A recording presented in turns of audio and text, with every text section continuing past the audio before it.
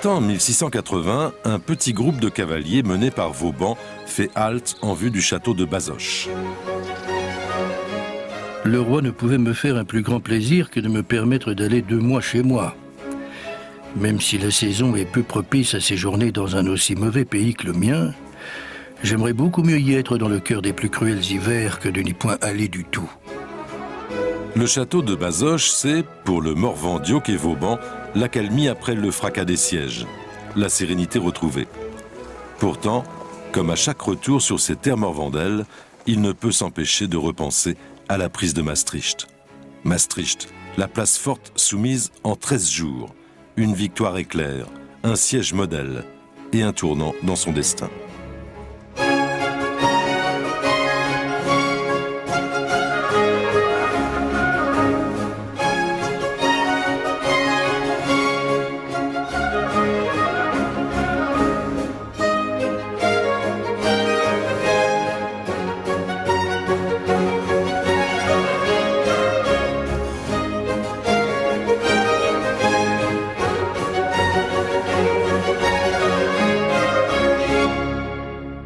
La guerre, pour Louis XIV, c'est la gloire. Et le roi, qui est le premier des guerriers, je dois rappeler que le premier acte peut-être essentiel du règne, c'est le sacre. Et le premier objet que le roi reçoit, c'est une épée. Et l'épée symbolise tout à fait sa fonction primordiale de roi de guerre. Celui qui verse le sang, qui doit d'ailleurs verser le sang pour ses sujets. C'est un des serments qu'il prête au moment du sacre à Reims. Donc la guerre est vraiment inscrite, je dirais presque génétiquement, dans la formation, dans la définition même du roi. Le roi est un roi de guerre.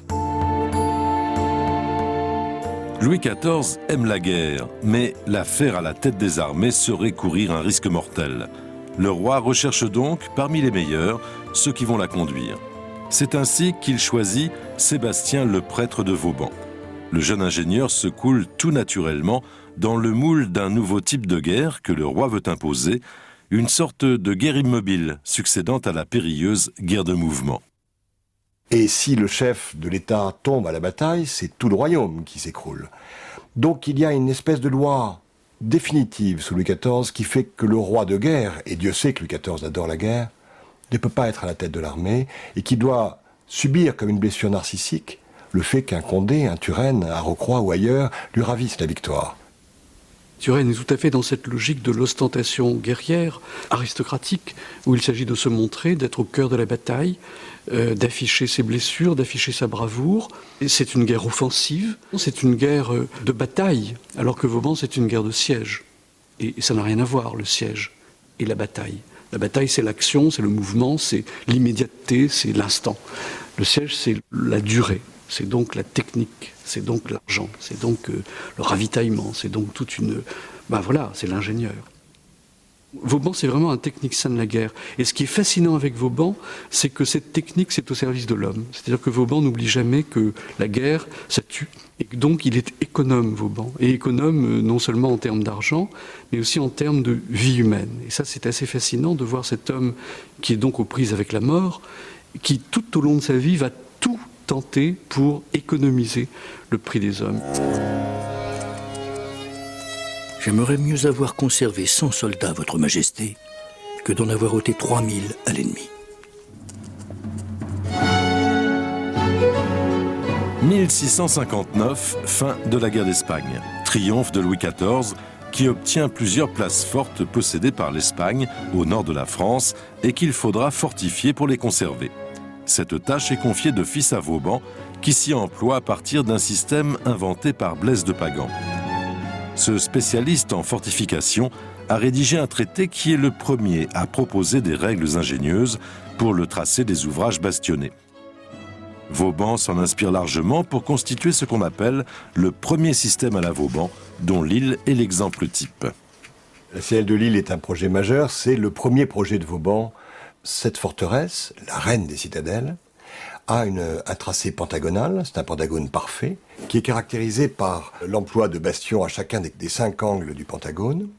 Ces bastions sont dits royaux, ça veut dire qu'ils ont des dimensions parfaites, 70 mètres de face, 40 mètres de flanc. Les flancs sont l'emplacement où on met les canons qui servent à tirer pour défendre la face du bastion d'en face. Les canons sont là, tirent ici. Ces bastions sont reliés par des courtines. La courtine est le mur entre deux bastions, et ce mur de courtine, en son milieu, sont percées les portes. Comme ce mur de courtine serait exposé au tir de plein fouet des batteries d'attaque, puisque lui est perpendiculaire à l'axe de feu de l'ennemi qui le viserait, on a donc placé en avant de la courtine des demi-lunes. Enfin, à l'extérieur de tout ce système caractérisé par l'emploi de bastions, de courtines, de tenailles et de demi-lunes, on a donc une circulation extérieure qu'on appelle le chemin couvert et qui donc permet à l'infanterie de tourner autour de la place forte. Mais ce premier système, à la manière de Pagan, a été rapidement imité. D'où le second système, qui est donc caractérisé par Belfort, qu'on voit ici. Donc la grande idée innovée à Besançon et reprise à Belfort, c'est l'idée de dire on a désormais des bastions qui ne sont plus un seul ouvrage, mais qui sont séparés en deux. Donc le gros avantage de ce système, on a une enceinte de combat pour les tirs lointains, et puis une enceinte de sûreté qui ne rentre en jeu qu'au moment de l'assaut. La fortification n'a plus l'aspect dominateur, elle est plutôt rasante. Absolument. Désormais, la fortification, pour résister aux tirs des boulets de l'attaque, doit s'enterrer dans ses fossés. Elle se tapit comme une bête enterrée, et donc ce qui fait que la forteresse est engloutie des 4/5 dans son fossé. Ce système semble donc presque parfait. Pourtant, Vauban n'en restera pas là. Dans la paix revenue, Louis XIV célèbre sa victoire. À Versailles, le château prend forme. Déjà, il sert de cadre à des fêtes nombreuses, tels ces divertissements de l'île enchantée, donnés en l'honneur de la favorite Louise de la Vallière. Si Vauban se rend à Versailles, c'est pour y prendre, lui, les ordres de Colbert, homme froid, le Nord, comme le surnommait Madame de Sévigné, et de Louvois, intransigeant, acide. Les deux ministres mettent sans relâche l'ingénieur du roi au travail. Un travail finalement assez obscur, quasiment anonyme. Voilà un homme dans l'ombre du roi, mais un homme, je dirais, un petit peu dissimulé par le soleil de Louis XIV. Et notez d'ailleurs que sur la Galerie des Glaces, qui est pleine des images du roi de guerre, Vauban n'est jamais montré. Le seul qui est montré, c'est Louis. Or, c'est pas Louis qui mène les sièges. Il peut les ordonner, il peut les commander de loin, de 600 mètres, parce que 600 mètres, c'est la distance du boulet de canon, donc on prend bien garde d'éloigner le camp du roi de ce risque fatal. Mais bon, Vauban est le maître réel du jeu, mais il n'est jamais montré. C'est un des paradoxes justement de ce règne. Tout pour le roi, tout vers le roi, tout centré vers le roi. Cependant, tout dévoué qu'il soit à son roi, Vauban s'intéresse à une foule de sujets éloignés du domaine militaire. Sujets qu'il a rassemblés dans ce qu'il a appelé les oisivetés de Monsieur de Vauban, où rama de plusieurs mémoires de sa façon sur différents sujets. Ce ne sont que des pensées ramassées pendant mes voyages, et dans des temps fort éloignés les uns des autres. Vauban est d'une noblesse certes modeste. Qu'un gentilhomme s'adonne à l'écriture, cela fait partie des oisivetés, hein, c'est le contraire du négoce. Donc c'est un des privilèges, on pourrait dire, de la noblesse, que de se consacrer aussi à ce travail d'écriture. La moitié des oisivetés sont consacrées à peu près à des sujets militaires, mais curieusement, il s'est intéressé à la réorganisation de l'armée, ce qui n'était pas du tout de son champ de compétences. Il était responsable des fortifications. Donc pour bien défendre le royaume, non seulement il faut construire des places fortes, mais aussi il faut s'occuper des hommes qui vont la défendre. Donc recruter, habiller, nourrir, soigner, maintenir le moral des troupes, éviter la désertion, font partie aussi de ses préoccupations. Les oisivetés abondent en conseils de tous ordres pour accroître l'enrichissement de la France, tels ceux qui témoignent de son attention portée au développement de la navigation intérieure. Vauban est ingénieur des fortifications, mais comme ingénieur, il est aussi hydraulicien. Pour la défense des places fortes, et notamment des places fortes du Nord, il va emprunter le modèle hollandais. Et donc, il propose des canaux de dérivation qui doivent permettre une meilleure circulation, mais aussi les irrigations nécessaires à l'agriculture. Et la métaphore du sang par rapport au corps humain est appliquée ici à l'ensemble des cours d'eau. C'est-à-dire que le royaume est conçu comme un corps, les cours d'eau sont le sang, et il faut permettre une très bonne circulation, donc que tous ces canaux, toutes ces artères soient reliées les unes aux autres. Vauban souhaiterait que l'on passe du Rhin à l'Atlantique par les voies navigables. «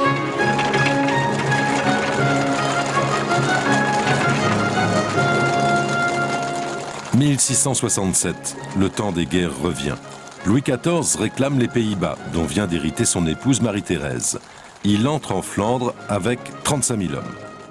En 1667, je suivis le roi en Flandre et fis sous ses ordres les sièges de Tournai et de Douai.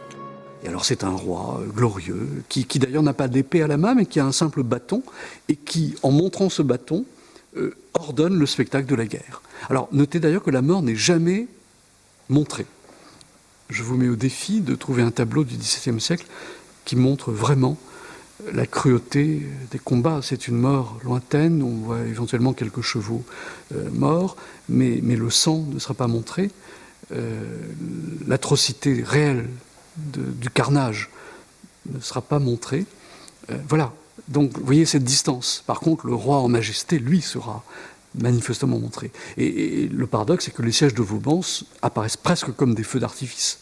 On évoquait tout à l'heure la fête de Versailles, des plaisirs de l'île enchantée, et c'est vrai que c'est sidérant. Quand on regarde les représentations des sièges, on a l'impression d'être à Versailles et d'être devant un ballet de Lully, ce qui est absurde évidemment. Le roi, il convoque même la cour à ces sièges. Bien sûr, la cour et la reine, les maîtresses, voilà, et ce beau monde était tout à fait associé, et Louis XIV d'ailleurs aimait montrer à ses femmes l'excellence de la tenue de ses troupes et l'excellence de la prise de ville rapide, sans problème, voilà.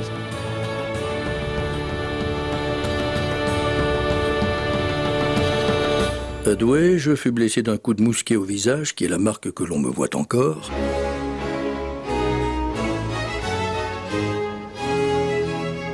À Lille, le roi me chargea de la principale conduite de cette place, qui fut prise en 9 jours.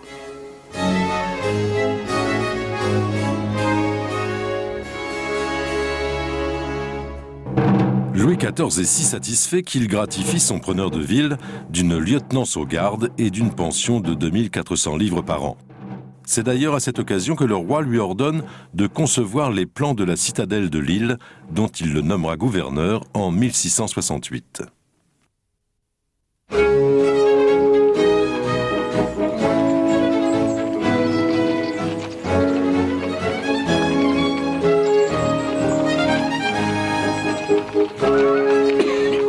« 1668 est l'année d'une paix nouvelle apportée par le traité d'Aix-la-Chapelle. Pour Vauban, c'est le coup d'envoi d'une vie vagabonde longue de 40 ans. Du nord au midi, de l'est à l'ouest, été comme hiver, promenant une toux tenace, mangeant à la diable, couchant de même, Vauban va par voies et chemins, à cheval, en voiture de poste, ou dans la basterne de son invention, cette chaise à brancard entre lesquelles sont attelées 2 mules.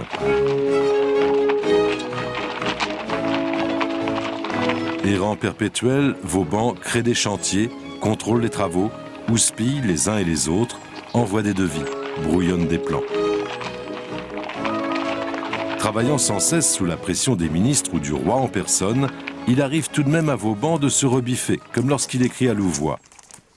Je vous supplie de considérer que je n'ai point d'autre gîte que les cabarets qui sont les lieux du monde les plus propres à se ruiner, qu'il m'est dû 6 mois d'appointement, que je n'entends plus parler de ma pension et qu'enfin je sers avec une assiduité d'esclave qui me fait négliger mes propres affaires.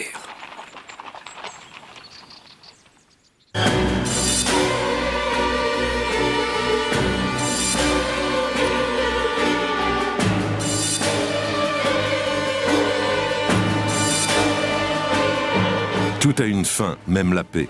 1672, Louis XIV déclare la guerre aux Provinces-Unies, les Pays-Bas actuels, qui exercent sur la France tout à la fois un pouvoir d'attraction et de répulsion. C'est la guerre de Hollande. Voilà un tout petit pays, une république de marchands de fromage, comme aurait dit Louis XIV.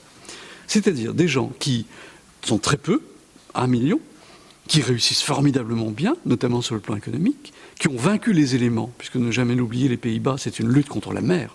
c'est une république en plus calviniste, c'est une république bourgeoise, c'est le contraire même de la société de Louis XIV, qui est aristocratique, qui est royale.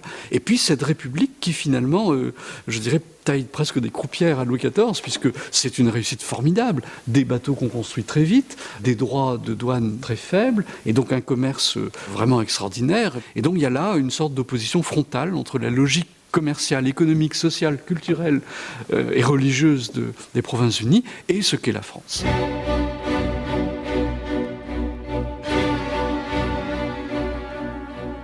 La guerre de Hollande de 1672, c'est vraiment là carrément une guerre d'agression. C'est Louis XIV qui a décidé de faire la guerre. 1672, c'est l'année que les Provinces-Unies ont baptisé l'année catastrophique. Oui. Ils ont craint tout de même. Ah oui, évidemment, ils ont été à deux doigts d'être complètement écrasés.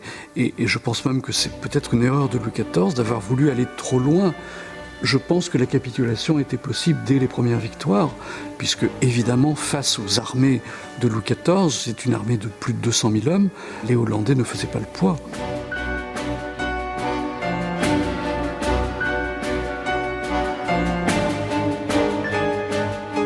Les villes hollandaises tombent comme des mouches, une quarantaine, dont 22 places fortes. Génial fortificateur, Vauban est aussi un génial preneur de place. On a dit qu'il avait mis au point une sorte de rituel pour attaquer et prendre les villes. Absolument. C'est un rituel qui, effectivement, est inventé par Vauban. C'est lieu commun, ville assiégée par Vauban, ville prise, ville défendue par Vauban, ville imprenable, mais aussi brûlons plus de poudre, versons moins de sang, la sueur épargne le sang. Et donc, c'est le triomphe de la méthode, la pensée de Descartes transmise dans la guerre. Le siège, désormais, est une opération qui se déroule à huis clos, unité de temps, unité de lieu, unité d'action, qui nous rappelle aussi la tragédie classique de Corneille. Un siège, c'est d'abord le blocus d'une place forte. Une armée en campagne enveloppe une place forte. À 2000 mètres autour de la place forte, on va créer une palissade continue avec un fossé qui va isoler la place forte du monde extérieur. À la romaine ? À la romaine, comme César à Alésia. Vous voyez ces tranchées qui sont créées, comme il le montre dans son traité de l'attaque des places, où ils font toujours des tranchées creusées pendant la nuit avec des sapeurs, 4 sapeurs, qui jettent toujours les terres dans des gabions, dans ces grands paniers d'osier, protégés par un mantelet, ce grand bouclier de bois, et avec ces fascines, ces fagots de branchage sur le dessus, qui protègent la place forte. La première invention de Vauban, c'est de dire que les différentes tranchées d'attaque, tranchées qui sont toujours creusées en zigzag, pour ne jamais être de l'enfilade des tirs de la défense. Et la grande idée de Vauban, ça va être de relier ces tranchées par une tranchée parallèle. Et dans cette tranchée parallèle, je peux donc relier les différentes tranchées qui montent à l'assaut. Et donc, on va faire une première parallèle à 600 mètres, une deuxième parallèle à 300 mètres, et la dernière parallèle immédiatement au contact du chemin couvert, qui permettra donc de conquérir ce chemin couvert et de mener l'assaut dans le fossé. Et donc, c'est ce qui va être appliqué désormais systématiquement, cette progression des parallèles immuables qui, en remuant de la terre toutes les nuits, va permettre de faire tomber la place forte comme un fruit mûr.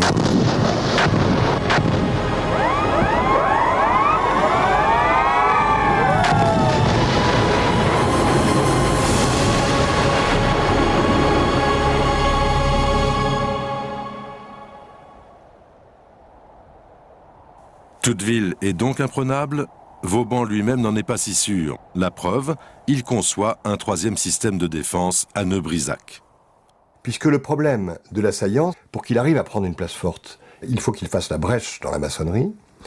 Pour faire la brèche, il lui faut 1000 coups de canon, ce qui est un coût absolument prohibitif pour un assaillant. Puis, faire la brèche dans le réduit 2001, 2000 coups de canon. À ce moment-là, faire la brèche dans la contre-garde du bastion, 3000 coups de canon. Et seulement à ce moment-là, il pourra commencer à s'attaquer à l'enceinte de sûreté, qui sera restée intacte avec toute son artillerie jusqu'au moment de l'assaut. Donc vous voyez, c'est 4000 coups de canon désormais, et non plus 1000, qu'il faut pour arriver à prendre une place forte. Et donc vous le voyez, en démultipliant les ouvrages extérieurs, il n'affaiblit pas la défense, mais il disproportionne les forces de l'assaillant. Ce qui est extraordinaire, c'est qu'effectivement, il va pouvoir programmer à l'avance la durée du siège, ce qui lui permet donc de planifier, et c'est en ça que Vauban est l'inventeur de la statistique, c'est que désormais, il sait désormais qu'avec une place à 5 bastions, c'est 36 jours de tranchée ouverte. Avec une place à 6 bastions, c'est 42 jours. 48 jours avec une place à 7 bastions. Et donc, puisqu'il peut programmer à l'avance, il peut anticiper sur les fourrages, les poudres, les outils dont il a besoin. Et c'est évidemment la grande leçon du siège, c'est que désormais, plus aucune place n'est imprenable.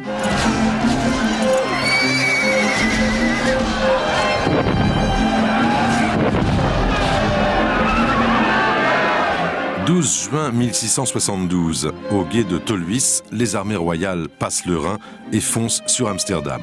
Mais les Hollandais ouvrent leurs écluses, tout l'ouest encore libre et submergé.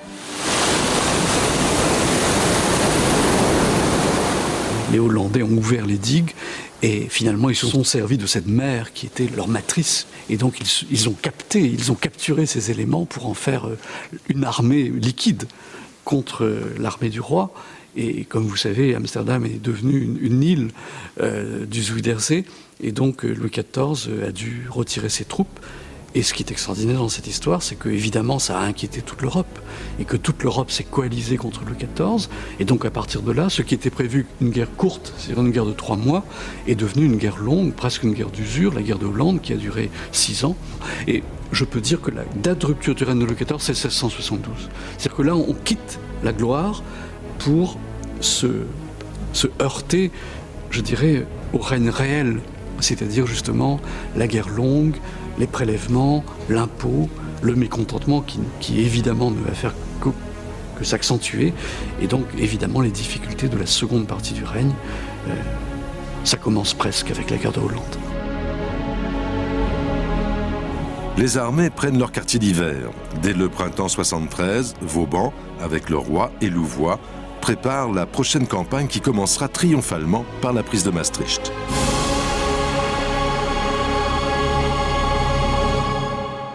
Maastricht a été pris en 14 jours avec très peu de pertes humaines, sauf D'Artagnan, le fameux D'Artagnan qui est mort à Maastricht.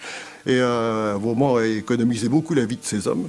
Et donc Louis XIV lui a accordé une subvention de 80 000 livres. Et aussitôt, Vauban a pu réaliser son rêve, qui était d'une part de reconstituer le douaire de sa grand-mère qui avait été dépossédée des biens de Bazoches, c'est-à-dire d'une part le château de Vauban, et d'autre part le château de Bazoches où il a fait de nombreux aménagements.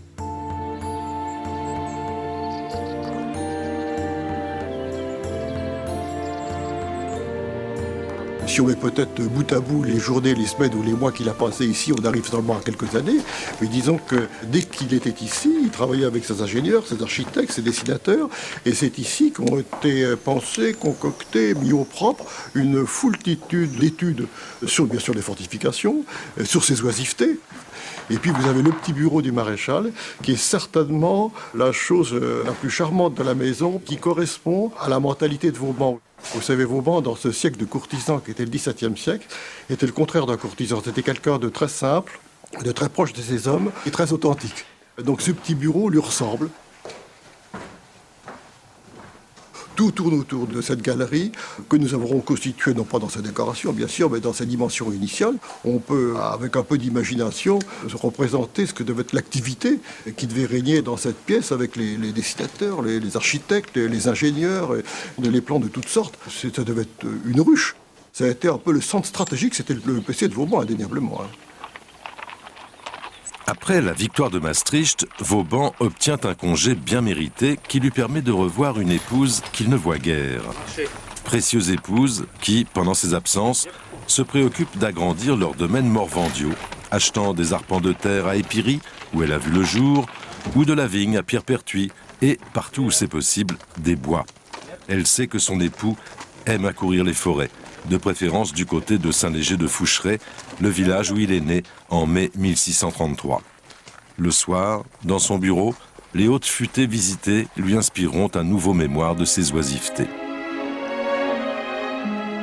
Il a une démarche, on pourrait dire, scientifique. Son raisonnement principal est qu'on ne doit pas sacrifier pour des intérêts immédiats, des intérêts à long terme.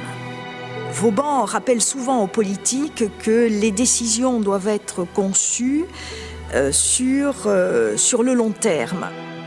Pour la culture des forêts, c'est manifeste parce qu'il y a une recommandation qui est en fait que les meilleurs bois sont donnés par les bois de futaie. Mais les bois de futaie exigent qu'un père plante pour les générations futures. Donc il y a un parallèle à faire dans la culture des forêts et la politique. Ils considèrent que des propriétaires privés peuvent laisser une partie de leur forêt en taillis pour avoir une récolte rapide, mais qu'au moins la moitié doit être laissée en futaie. C'est bon, la politique du bon père de famille, c'est exactement la même chose pour le roi.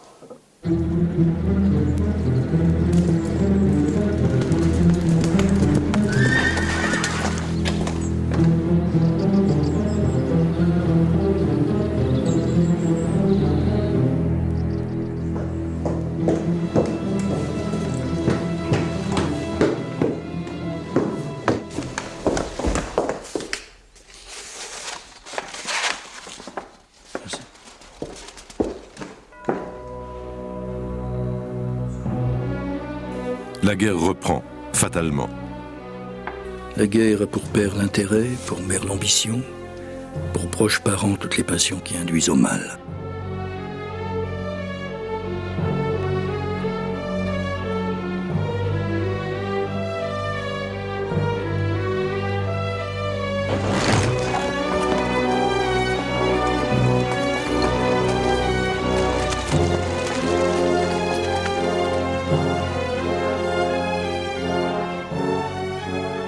Une fois de plus, Vauban est obligé de quitter son cher Morvan. Mais pourquoi donc prendre tant de villes?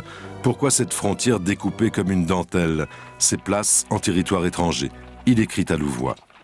Je ne suis point pour le grand nombre de places. Sérieusement, monseigneur, le roi devrait un peu songer à faire son précaré. Cette confusion de places amies et ennemies, pêle-mêlée, ne me plaît point. Alors ça, c'est très important, cette notion de précaré. Finalement, Louis XIV, c'est un paysan. Ça paraît un paradoxe de dire ça. Mais oui, un paysan, mais dont le champ serait le royaume. Et donc un paysan a besoin de borner son champ. Et donc je pense que Louis XIV, roi de guerre, c'est ce paysan guerrier qui transforme Vauban en borneur de son champ territoire qui serait le royaume. Et c'est vrai que si on regarde la carte de France, on a ce travail de Vauban. Et Vauban ne cesse pas de circuler justement dans cette protection maritime, terrestre, montagnarde du royaume champ du roi, si je puis dire. Voilà. Oui, le roi, c'est un terrien. C'est un terrien. D'où d'ailleurs la difficulté de la guerre navale, d'où le fait que c'est vrai que, bon, par exemple, je pense à la Bretagne. La Bretagne, son économie a été vraiment cassée d'une certaine façon par Louis XIV, parce que la Bretagne a été intégrée dans le projet terrien du roi. Or, la Bretagne avait une projection presque hollandaise vers justement la mer, vers l'extérieur. Or, la France, c'est un pays, voilà, un pays un peu renfermé dans ses frontières. Et l'obsession de Vauban, l'obsession du roi, c'est la frontière.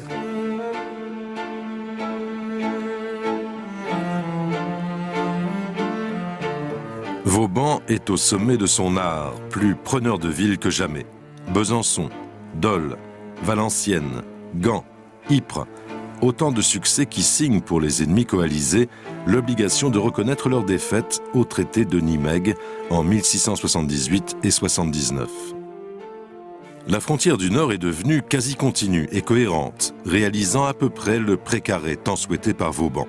Seulement, ce précaré, comment en accroître la richesse pour augmenter le mieux-être de ses contemporains, constant souci de Vauban? Son originalité, me semble-t-il, c'est qu'il sort du domaine de la mécanique, qu'il sort du domaine réservé à l'ingénieur pour l'appliquer aux politiques, pour l'appliquer au social, pour l'appliquer à l'économie.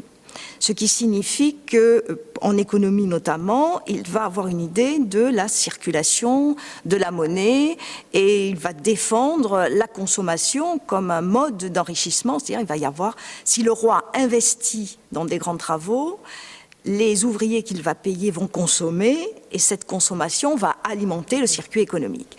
Et c'est le modèle de la machine qui est appliqué à l'économie. Comme beaucoup de ses contemporains, il considère que la puissance d'un État se mesure au nombre des sujets. Donc Vauban considère que le premier souci du roi, c'est de protéger ses sujets et d'aider en fait à l'expansion, à l'accroissement numérique des sujets. Donc il a des propositions assez saugrenues pour nous parfois, qui sont des mesures pour favoriser la natalité. Bon, comme certains de ses contemporains, par exemple, il veut l'extinction des moines qu'il considère comme stériles et donc inutiles au pays.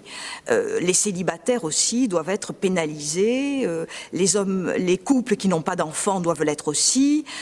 Donc c'est vraiment un interventionniste dans la vie privée, puisque l'objectif numéro 1, c'est d'accroître la population.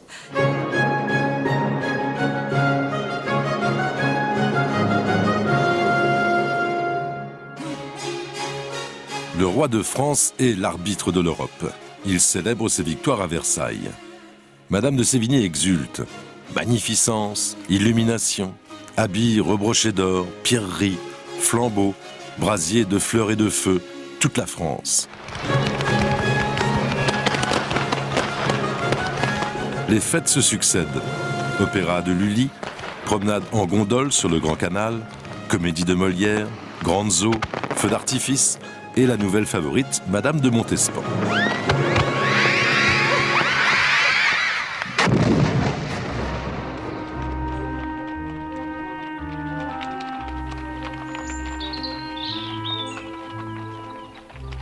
Vauban, lui, est loin des fanfares. Commissaire général des fortifications en 1678, il a la confiance du roi pour défendre le domaine terrestre et les places côtières. On le voit partout, à Brest, à Toulon, à Bayonne, à Blaye, à Saint-Martin-de-Ré. C'est absolument gigantesque. 150 places créées, 33 places neuves, dont 9 villes créées ex nihilo. C'est effectivement une quantité énorme et avec une obligation de rationaliser la pensée de l'architecture. Donc il va être obligé effectivement d'imposer les standards, les plans types pour pouvoir gérer à distance, programmer les coûts d'investissement à l'avance, parce qu'il ne peut évidemment se déplacer malgré l'énorme quantité de kilomètres qu'il avale chaque année, puisqu'il en est à une moyenne d'à peu près 2000 km par an, ce qui est considérable pour l'époque. Il ne peut pas être partout à la fois. Donc il standardise et il impose des normes, des portefeuilles de casernement, où il arrive à moduler la construction pour une tour, pour un bastion, pour une caserne, pour une porte, qui lui permet effectivement, sans pouvoir être partout à la fois, de planifier. Les victoires ont tourné la tête au roi, qui veut étendre davantage son précaré. Grave imprudence. L'Europe se ligue pour lui faire face.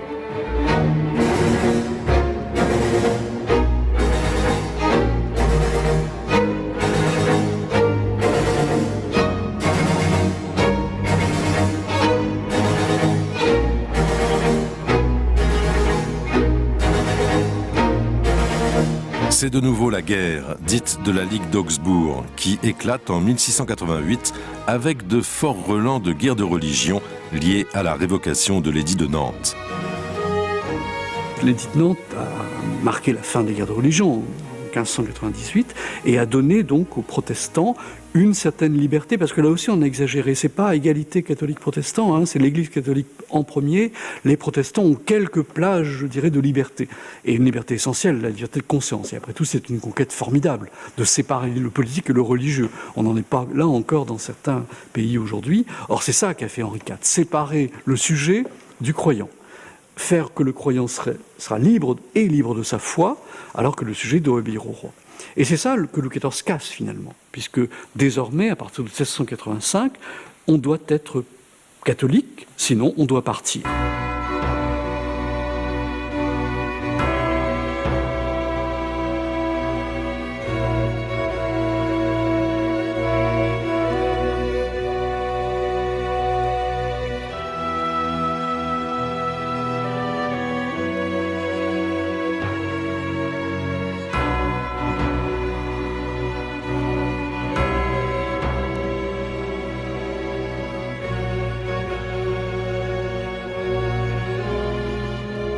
Et les dragonnades, c'est convertir de force les protestants.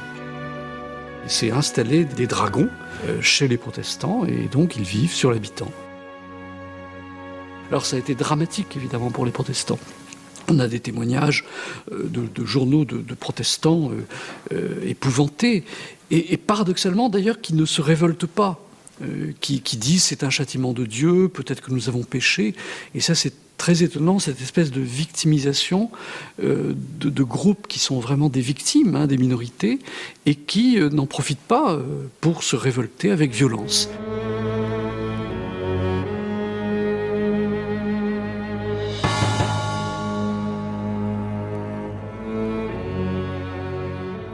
Et c'est là que Vauban intervient, puisque ces protestants qui quittent le royaume sont une partie de l'élite du dit royaume.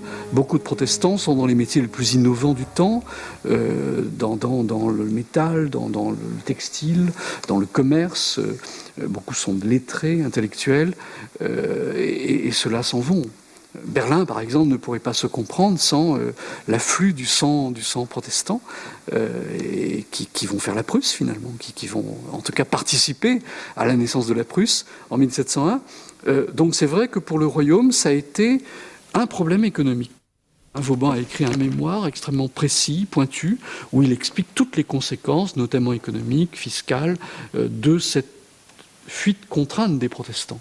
Le mémoire sur le rappel des Huguenots, transmis à Louvois en 1689, n'a pas été lu par le roi. La nouvelle favorite, Madame de Maintenon, sympathisante huguenote jadis, a jugé prudent de prier Racine d'inciter son ami Vauban à ne plus intervenir en faveur des protestants. Rien de surprenant à cela, le mémoire de Vauban est une véritable mise en demeure au roi pour qu'il revienne sur sa décision. Les rois sont bien maîtres des vies et des biens de leurs sujets, mais jamais de leurs opinions, parce que les sentiments intérieurs sont hors de leur puissance.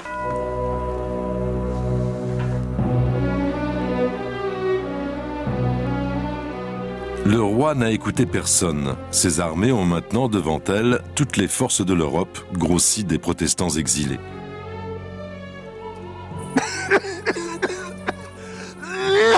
Vauban accepte le commandement de la Basse-Flandre, une terre de malheur où, à sillonner les marais, il attrape les fièvres. Il tombe malade, gravement.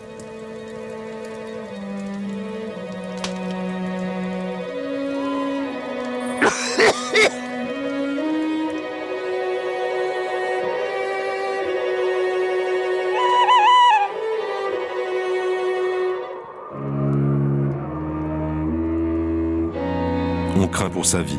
Fagon, le médecin du roi, est impuissant à le guérir.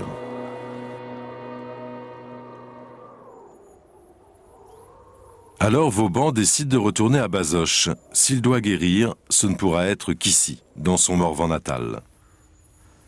Lentement, la grande maladie s'éloigne, les forces lui reviennent, et avec ces forces nouvelles, l'envie de revisiter ses terres, de parler avec ses paysans, de ce qui va, et surtout de ce qui ne va pas. Ces échanges nourriront un mémoire capital des oisivetés, la description géographique de l'élection de Vézelay, la circonscription administrative où se trouvent ses propriétés. Car l'État doit avoir les moyens de connaître en fait le royaume, connaître la population par les dénombrements, mais connaître aussi les ressources du royaume. Ceci est possible au moyen de description, c'est-à-dire on pourrait dire d'inventaire des richesses, de présentation du relief, du climat, de la nature des hommes aussi, ça c'est la particularité, et de l'ensemble des ressources sur lesquelles le roi pourrait compter et pourrait intervenir pour améliorer les productions de manière générale. On est vraiment là dans une pensée de type administratif. Le royaume est en cours d'inventaire, pourrait-on dire, par les cartes et par les descriptions. En plus de ces inventaires, Vauban décrit minutieusement la vie des petites gens, reprenant presque mot pour mot le texte de son ami La Bruyère. L'on voit certains animaux farouches répandus par la campagne, attachés à la terre qu'ils fouillent. Ils ont comme une voix articulée. Et quand ils se lèvent, ils montrent une face humaine. Et en effet, ils sont des hommes.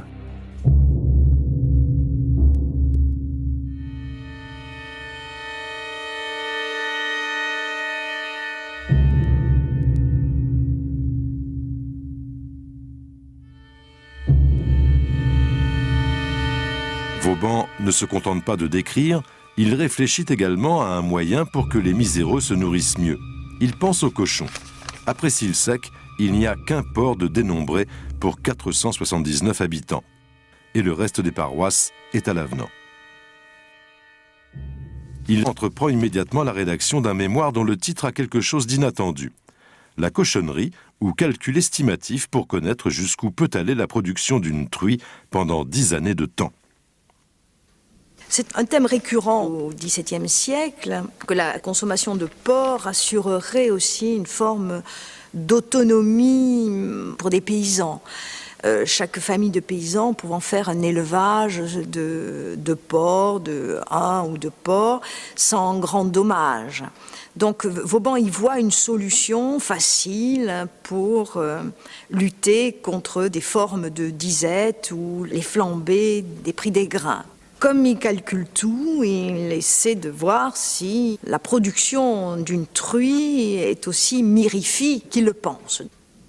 C'est une solution pratique pour nourrir la population française, et notamment la population paysanne.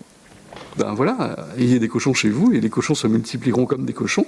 Et donc très vite, bon, c'est un peu utopique, c'est un calcul mathématique, mais qui est fascinant parce que justement là on voit très concrètement Vauban essayer de trouver des solutions très concrètes, très pragmatiques à cette misère qu'il voit tout au long de ses voyages dans toute la France.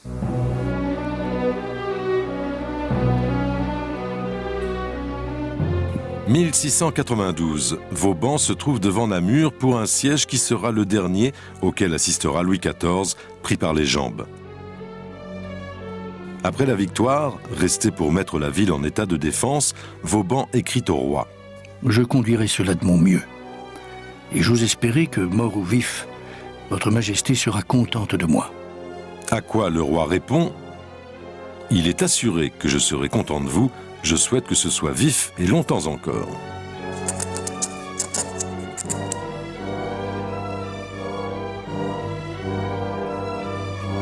La guerre de la Ligue d'Augsbourg traîne en longueur.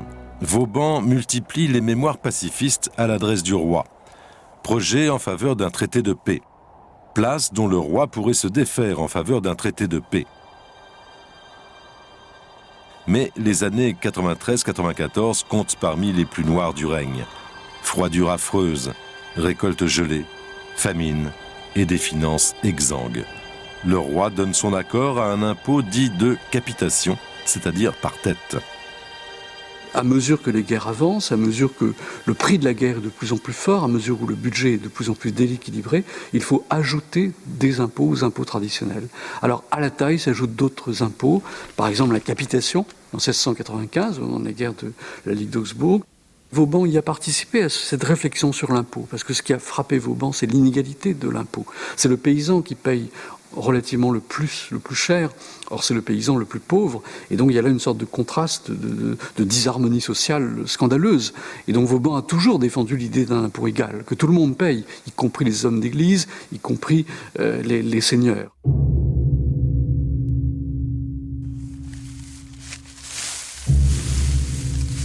Or Vauban voudrait dire au roi la sincérité de ce qu'il pense, voilà du royaume réel. C'est-à-dire que j'ai vu en Bretagne, j'ai vu dans le Roussillon, tel village complètement désargenté, à bout, proche de la famine, il faut absolument faire quelque chose. Je pense que ce genre de...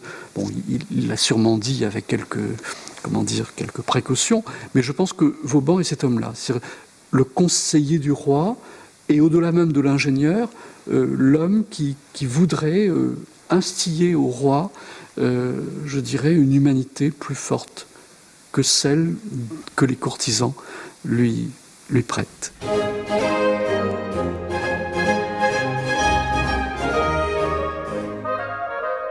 Je ne sais pas si Vauban aspirait à être maréchal, si, sûrement. Il ne l'a pas demandé. C'est venu effectivement sur le tard, mais c'est venu.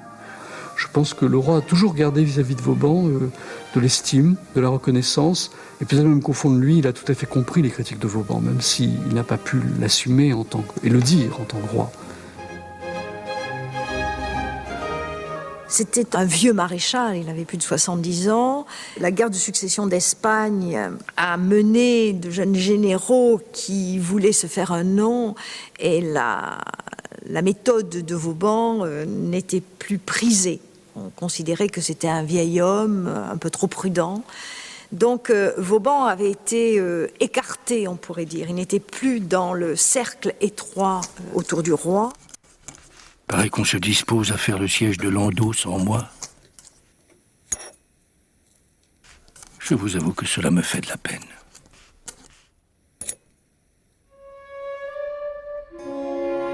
Vauban partage maintenant son temps entre Bazoches et un hôtel particulier, quartier Saint-Roch à Paris. Elle prétend aussi avoir eu un enfant de moi, et que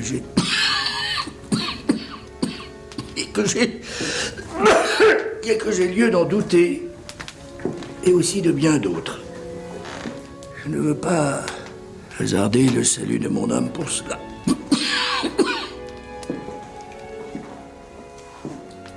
Aussi, je vous prie de lui donner 2000 livres. 2000 livres à une pauvre petite dame irlandaise, mais à l'égard d'autres femmes avec qui il a eu commerce, Vauban fait preuve d'une égale générosité. Personne ne pourra m'accuser d'indélicatesse, songe-t-il, en dictant à Friant, son fidèle secrétaire, ses dispositions de son testament.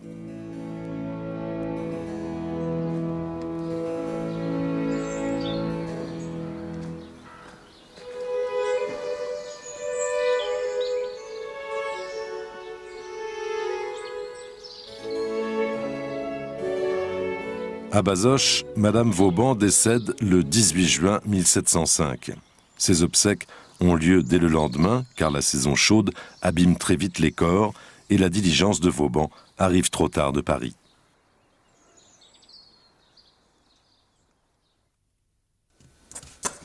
De retour à Paris, contrarié par l'impôt de capitation déjà tombé dans l'oubli, Vauban reprend contact avec un certain abbé Ragot, connu à Tournai.